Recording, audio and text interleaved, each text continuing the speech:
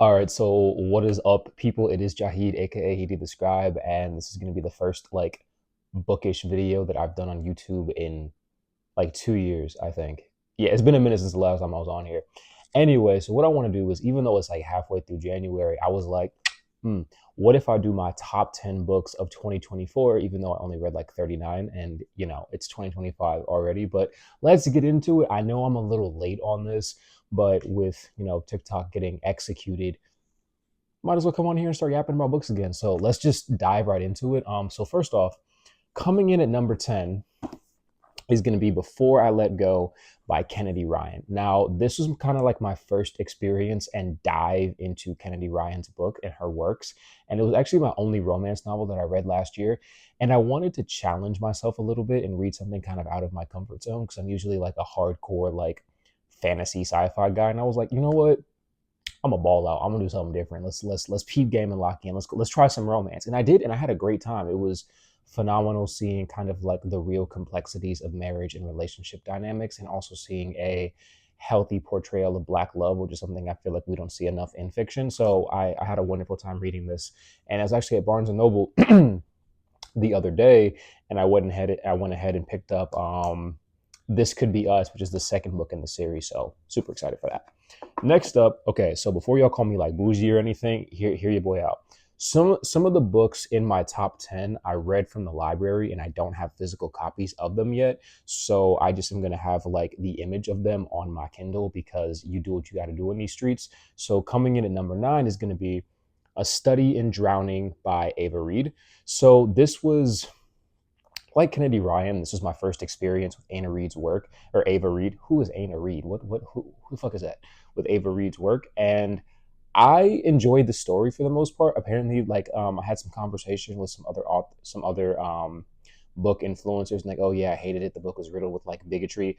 Maybe I just read this book in a really surface level kind of way because that wasn't the impression I was left with, and maybe I just need to read it in a deeper, more critical way. But all in all, this was like a fun, fantastical little like step into the like a fairy tale kind of retelling with a slightly modern twist, and I had a great time. I know that some of the complaints against this book were kind of its slower pacing, but I genuinely enjoyed that a little bit. I don't particularly like fast-paced books. I feel like it doesn't give me enough time to get grounded in and experience the characters. And the prose was off the charts. It was a little, it could be a tad bit redundant in places, but I had a fun time for the most part. I thought it was beautiful writing. Effie was a really sweet protagonist. I enjoyed the male love interest, Preston. He was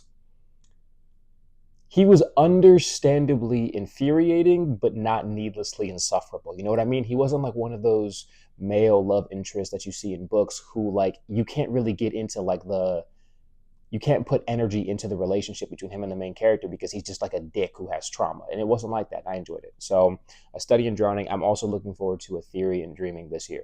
So, coming in at number 8, we have someone who is going to appear on this list 3 times. First, we have The Poppy War by R.F. Kuang. Last year was my first time diving into R.F. Kuang, and holy shit, I don't know what's more impressive, the fact that she was able to write such a compelling narrative that's based on Chinese military history, because R.F. Kuang has a degree in that. If you didn't know, she has a master's degree or like a bachelor's in Chinese history, or that she was able to write such a sweeping epic at the age of 19. I'm not going to hold you. When I saw how old she was, I immediately felt away. And I looked at my 19-year-old self. I was like, bro, what the fuck are you doing? You're supposed to be locking in. I'm about to be 24 now. But this was so brutal. This is one of the few books that I've read that doesn't really shy away from the brutalities and harshness of war, the reality of it, the grittiness of it, what it does to people, how it brings out the worst in us. And I found that Rin as a main character is one of my favorite protagonists of all time. I'm not going to say that she is a likable character, but she is an understandable character. It is very difficult for me to justify a lot of her actions when placed in like the broader context of the story, because if you've read the book, you know what I mean when I say that. But I understand her on a deep and powerful level. I understand why she did everything she did. And I can't really judge her either, because I know if I was in the exact same situation that she was in, I would have done the same thing. So this was incredibly compelling. It was gorgeous writing. It was a gripping narrative. Major trigger warnings for this book, though.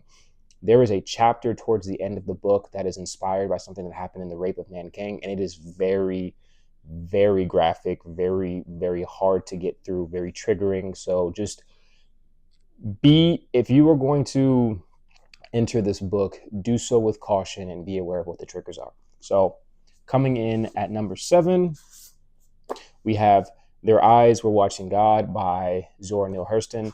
And this was my first introduction into Zora's work, and we did this for my Melanin is Magic book club back in November. It is the first book that we actually did for my book club, and I have never read anything quite like this, not just because this book is written strongly in dialect.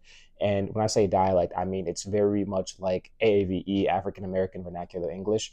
It's I hesitate to call it slang, because slang feels a little bit, that doesn't feel like the right word for it. But language is so powerful in this book, and the story of Janie and moving her through the different stages of life and how she kind of evolves, and we see her kind of learn and lean into her independence through the various relationships she has with these different men. It was incredibly powerful. Like it's a quick short read, only, what is it? Not it's barely no, it's not even 200 pages. Looking at it right now, it is 193 pages. So it was a super quick read, super quick read. Good Lord. It was a super quick read. I got through it in a weekend. And it's the kind of book I hesitate to talk about because I need to go back and read it on a deeper level. It's something that you can't really just read once and then be able to talk about it. I need to definitely analyze this, which I plan on doing later this year, if not early next year. So yeah, Their Eyes Were Watching God by Zora Neale Hurston. Next up at number 6, speaking of authors who I got into for the first time, we have Octavia Butler. Holy shit. This is the first book that I read of 2024. And this book quite literally knocked my socks off. For those of you who aren't familiar, can I read the summary?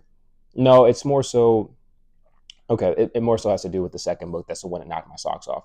But Parable of the Sower takes place in 2024, if I'm not mistaken, and has to kind of do, if I'm remembering correctly, yeah, California becomes full of dangers. There's water shortages. There's a bunch of fires. There's like this drug that people get addicted to, and it like turns them into pyromaniacs. It's a whole thing. And you have this young girl named Lauren, and she's kind of chronicling everything that happens through these journal entries.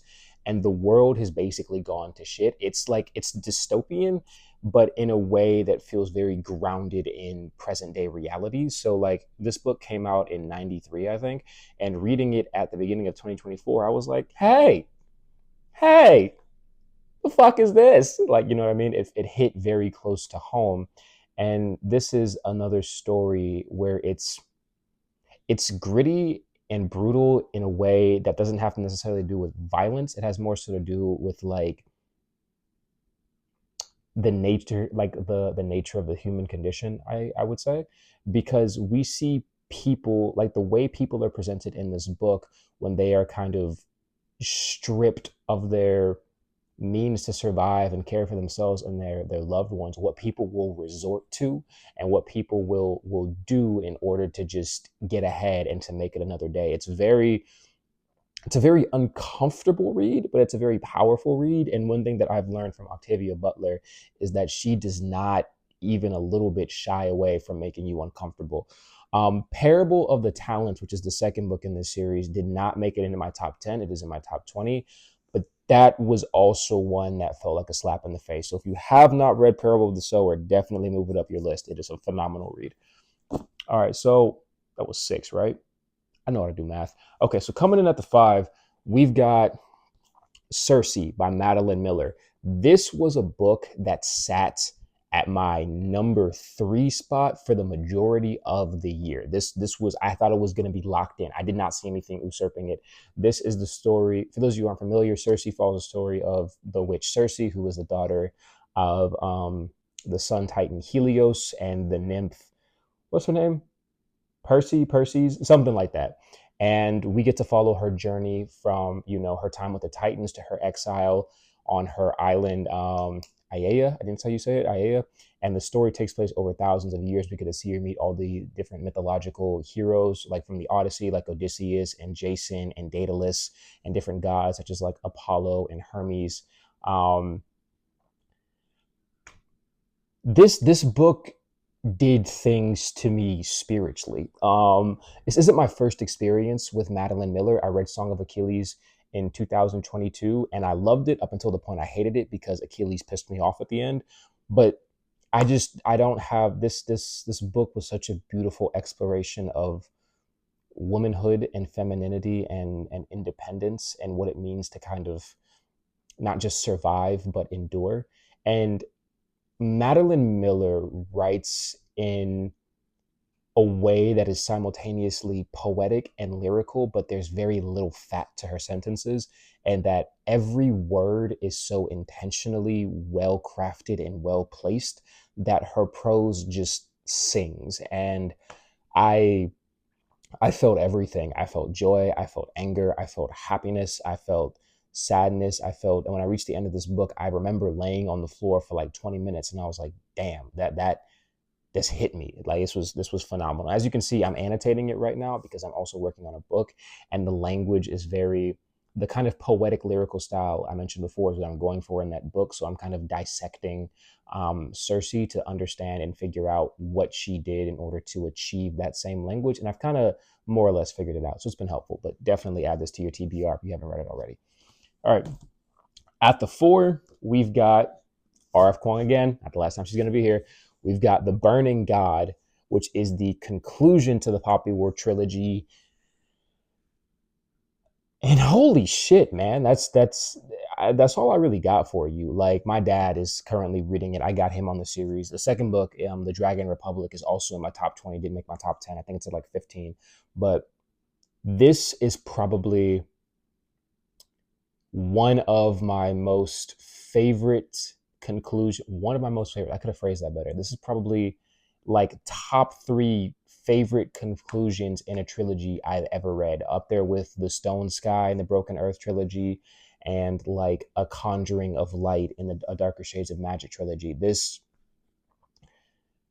gave me everything I wanted, but it also ends on such a bittersweet note. You know what I mean? That I was really just kind of left pondering, what does it mean to fight a battle that you know you can't win? What does it mean to endure? What does it mean to go on? What does it mean to continue to resist in the face of global systemic oppression? And I I I read this book, which is like 600 something pages. I read this in like 3 days. I devoured it. And I was just like, afterwards, I wrote a review for it, which is on Fable. If you look for it, it's TD Describe on Fable, by the way. If I'm just yapping, you'll know what that is. And I just was like, Rin Fang, you have a permanent place in my heart. This was phenomenal conclusion to this trilogy. Nothing but 5 stars for me. So now at the 3, now we get into the top 3. We have Togetha by my personal mentor, Keith F. Miller Jr. Togetha is the second book in the Pretty series, which actually just came out last Tuesday. I'm making this video as I'm recording it. It's January 18th. The book came out on January 7th. And I don't know what to really say about this one either. So for a little bit of context, the author, Keith, I've known Keith since I was 15.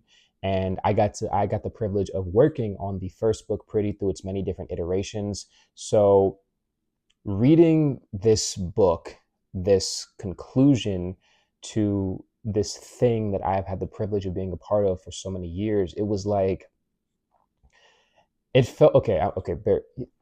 Let me cook. It felt like that scene in Fresh Prince of Bel-Air when Will is standing in the empty house for the last time and he's just kind of looking around and he's about to leave. Like, that's kind of what I felt, because this book was so powerful. Jay and Leroy's stories are so powerful. The way we are able to see these boys continue to fight, not to just be together, but fight for their communities, fight to heal, fight to be better, fight to continue to exist and to take up space. This was just so profoundly beautiful. I've had the privilege of getting to interview Keith and do an author Q&A and talk with him about the book, which is, I have it posted. Um, I love this. This book felt like such a warm hug to Blackness and the Black experience. And there is a quote from this book that really kind of hit me at a point where I needed it. And it was one character talking to another character explaining why they were going to have to let someone go. And they said, because I will always have more feelings than friendship. That done did something to your boy. I'm not gonna hold you. That hit me. I always will say that Together Like Pretty is a master class in healthy masculinity and here and healing, and it is completely necessary for this book to be on your shelves and for you to read it. I have nothing but the highest of praise for this book. Now, now at my two is a book that I was almost 100% guaranteed was going to be my number one book of all time, or all time of the year, but it's coming in at number two, and that is going to be All My Rage by Sabaa Tahir. So since we were just talking about him, Keith is actually the one who told me about this book.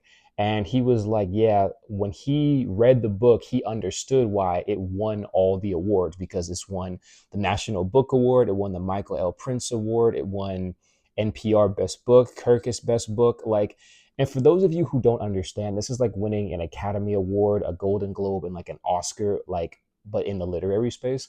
And so I was like, okay, bet I'm going to check this out. I read it. I was on vacation when I read it. I was in Vegas with friends in July when I read this book. And after I finished, I was like, yeah, okay, I see why this won all the shit. So this follows a story. I'm trying to remember because this is like my 15th book that I read, and I've read like a lot since then. So okay, yeah, so it follows a story of like one boy named Sal, another one named Noor. I hope I'm saying her name right. I might be kind of butchering it. Sal has to run his family's motel after his mother passes away. And what is Noor's story? Okay, yeah, that's right. Noor is working at her uncle's liquor store, and he's abusive. And the story kind of has to navigate them both preparing to go to college, the feelings that they have for one another, unrealized, unvoiced, unspoken, and also kind of like the complexities of being a teenager, the responsibilities of family. And both of them are, I don't want to lie. Both of them are, I believe, Pakistani. I think both of them are Pakistani. So it kind of deals with their experience of either being immigrants or having immigrant families. And it's just, like Madeline Miller, the prose in this book is so gorgeous and so lyrical, but it's all very intentional. It's not superfluous. She wasn't like going ham with the purple prose. You feel what I'm saying? And it was just, this was a beautiful story, like incredibly moving. And if it was not for the number one book that I read in like the final 2 weeks of December, I'll add, this would have been my number one book, hands down. All My Rage, Sabaa Tahir. All right. So this one, I also need to pull it up on my Kindle because I got it from the library. But if you have been following me on social media or in my Discord, you won't be surprised at the one. It is Yellowface by R.F. Kuang. This is my number one book of 2024.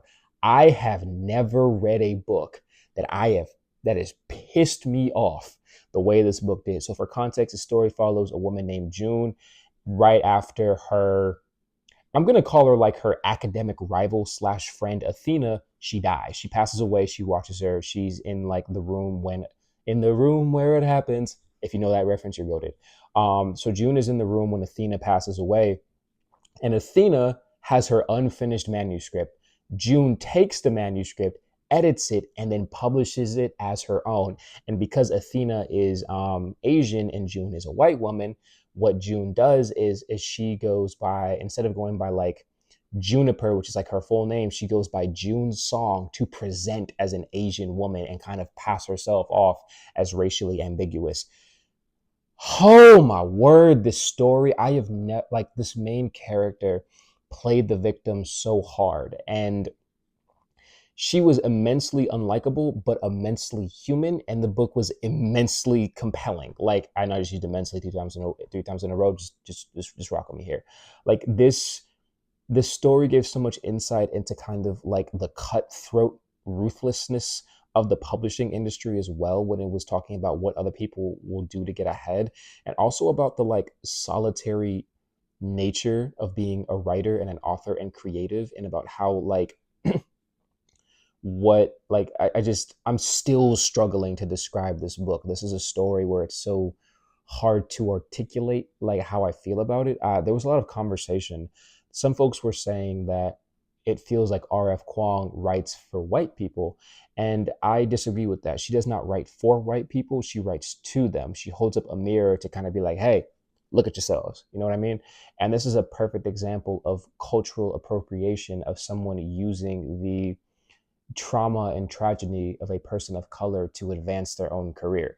This is a very frustrating book, but it is frustrating in the best way. I have to recommend it.